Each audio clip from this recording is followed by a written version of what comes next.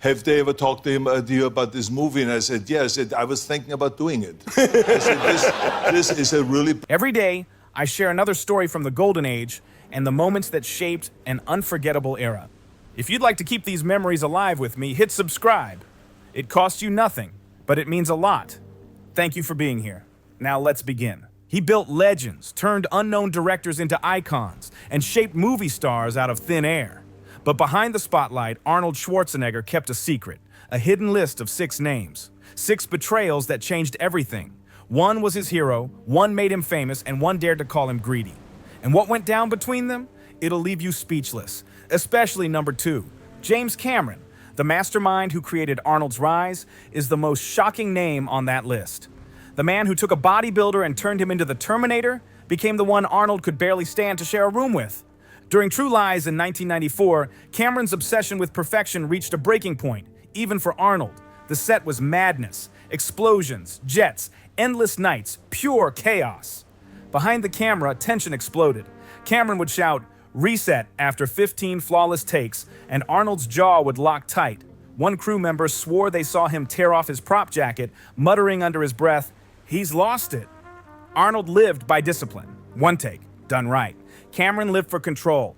One scene, done until exhaustion. When those two worlds collided, sparks flew like metal on metal. At one point, Arnold straight up walked off set for an hour, telling producers, if he wants a machine, buy one. The entire crew froze. Cameron didn't chase him or say sorry. He just rewrote the scene and kept rolling. That cold silence ended their friendship deeper than any argument ever could. When True Lies crushed the box office, both smiled for the cameras, but everyone could see the chill between them.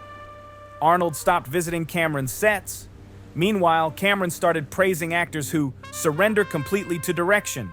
Everyone knew who he meant. Fans begged for True Lies too. Cameron had ideas. Arnold never answered.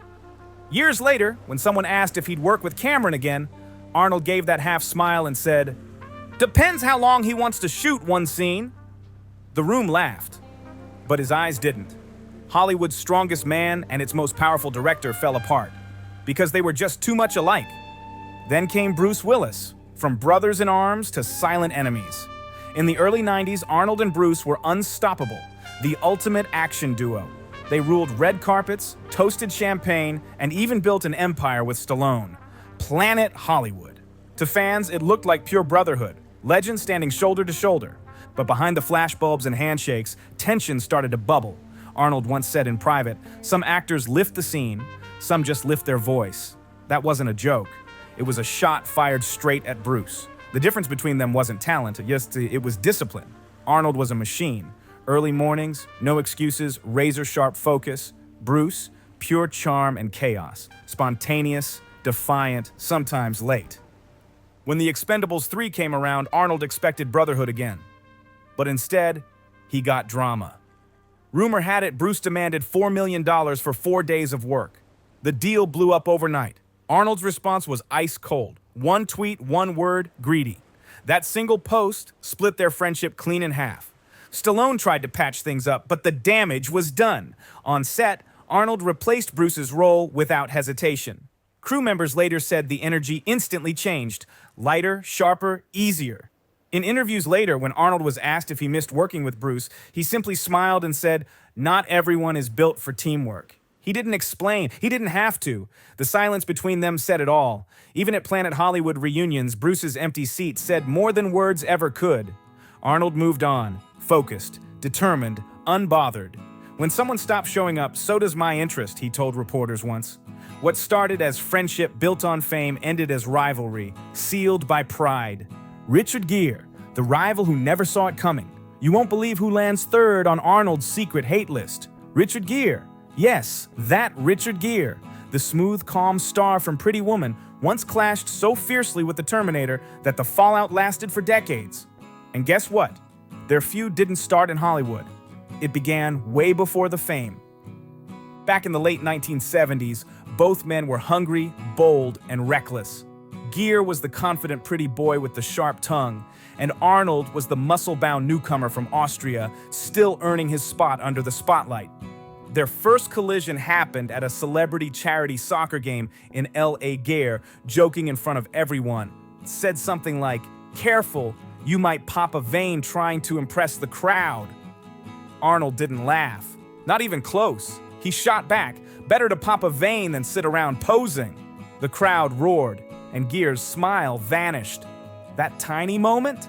It lit a fuse that burned for years. A few weeks later, fate threw them together again, this time at a martial arts studio. Gere rolled in late, cracking jokes about fake muscles. Arnold stayed quiet until Gere got too close. Then it happened. One shove, one grab, and suddenly trainers had to pull them apart. Gere stormed out, face red, yelling he'd never train there again. It didn't stop there. A few years later, both men auditioned for the Lords of Flatbush. Gere landed the role first, but chaos followed. Constant fights on set, especially with Stallone, who was one of Arnold's close friends.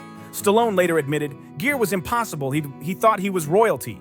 When Arnold heard that, he reportedly smirked and said, "I told you, attitude breaks faster than bones." From that point on, Gere avoided any event where Arnold was listed. And Arnold? He never even mentioned Gere's name again. Then came Jean-Claude Van Damme, the rival Arnold refused to acknowledge. Number 4 on the list, the man the media swore would be the next Arnold. And that's exactly where the trouble started. Hollywood was trying to crown a new king of action, but Arnold wasn't about to hand over his throne without a fight. At first, the rivalry was quiet. It was the late 80s. Both were dominating the VHS shelves. Van Damme was the flashy martial artist with wild moves and tight kicks, while Arnold was the seasoned warrior with iron focus and a record of blockbusters. At first, Arnold laughed off the comparisons, but then Van Damme started calling himself the real deal in interviews, and that hit a nerve. Things nearly turned physical on the Predator set. Van Damme had been cast as the alien creature, but he clashed hard with producers and crew, complaining about the costume, refusing takes, and finally storming off. Arnold didn't hold back his thoughts. He told friends later, "If he can't handle a rubber suit, he can't handle the business." Brutal words, but in Hollywood, they spread fast. The studio fired Van Damme, and the next big thing started looking like a problem no one wanted. For years, the two kept their distance. Van Damme tried to make peace, even calling Arnold a legend in interviews. Arnold's reaction? A polite nod, nothing more. During a Terminator 2 press event, when someone asked Arnold about the new generation of action stars, he delivered the coldest jab of all. "Some guys look great doing backflips, but they don't last." The room cracked up. Everyone knew exactly who he meant. That line ended whatever was left between them. And next, on Arnold's list, the one man everyone expected to be there. The tough guy who picked the wrong fight, Steven Seagal. Steven Seagal, the man with the ego bigger than his shadow. Everyone in Hollywood knew his reputation. Ego first, talent second.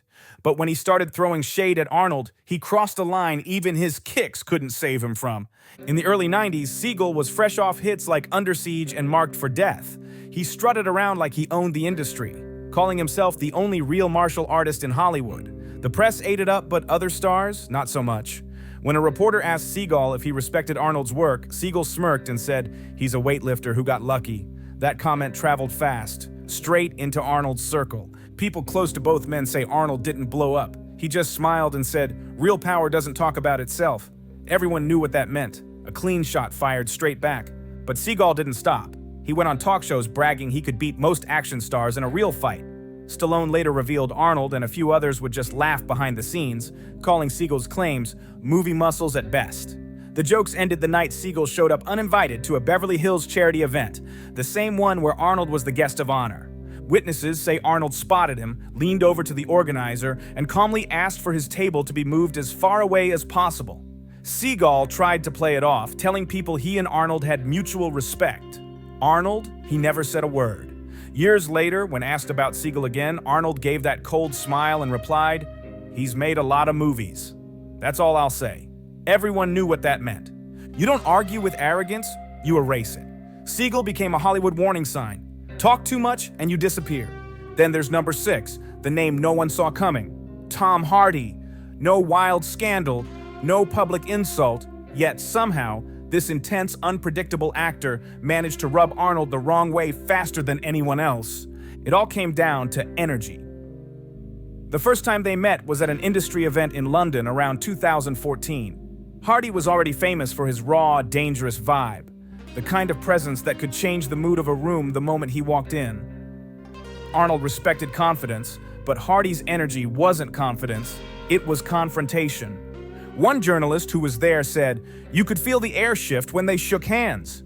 Months later, both were offered roles in a military-themed action film, Hardy for the lead, Arnold for the mentor role. Insiders say Arnold turned it down after one meeting, telling the producer, "Two generals in one room, that doesn't work." That was his polite way of saying Hardy's attitude was too much to handle. Things didn't get better.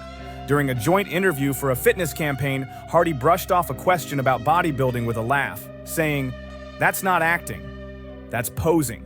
Cameras caught Arnold's jaw tighten for just a moment before he turned away. That half second said everything. Every legend has a list, but Arnold's wasn't just a list of names, it was a record of lessons. 6 people who tested his loyalty, his patience, and his pride. And in every clash, he learned exactly who stood beside him when the cameras stopped rolling. After those betrayals, Arnold's world changed. He stopped chasing friendships in Hollywood and started guarding his circle tighter than ever. The man who once believed in brotherhood among stars now trusted only results, respect, and silence. He'd seen too many smiles fade once the spotlight moved to someone else. Behind the fame, Arnold built his own rulebook, and it was brutal. No drama, no weakness, no second chances. If you crossed him once, that was it. "You show me your real face once, I don't forget it," he told one interviewer years later. Calm, cool, and dead serious. Insiders say that's why his relationships in Hollywood turned more professional than personal. He'd show up, deliver perfection, and vanish before the after-party even began. For him, the hustle wasn't about gossip or glory. It was about legacy. And that's where the real mystery kicks in, because even after all these feuds, people say the list isn't finished. Rumors spread that Arnold kept adding names over the years, quietly noting anyone who betrayed his code.